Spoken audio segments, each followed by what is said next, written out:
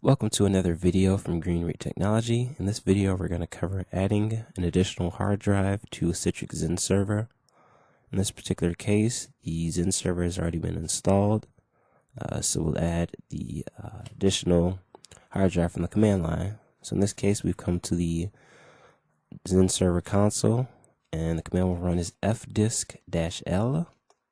This will give us a listing of the hard drives, and the particular drive that we want is dev SDC, and so we will run another command and add the actual drive itself. So the command we'll run is xesrcreate content dash type equals user device dash config colon device equals, in our case, dev SDC host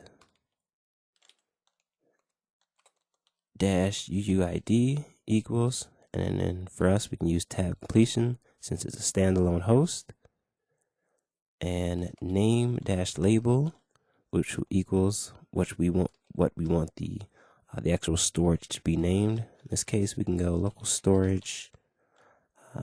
Goes local storage 2, and we'll put shared equals false,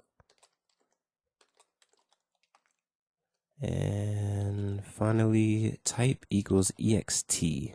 Go ahead and hit enter, and as we can see on the screen, local storage 2 is starting to come up. Alright, and it completed. This gave us the UUID of the storage repository itself, and as we can see here, local storage 2. Alright, and so this video we walked through adding a hard drive to a Citrix Xenserver installation. I hope you enjoyed the video. Go ahead and subscribe to the channel for more videos. Alright, subscribe to the channel for updates.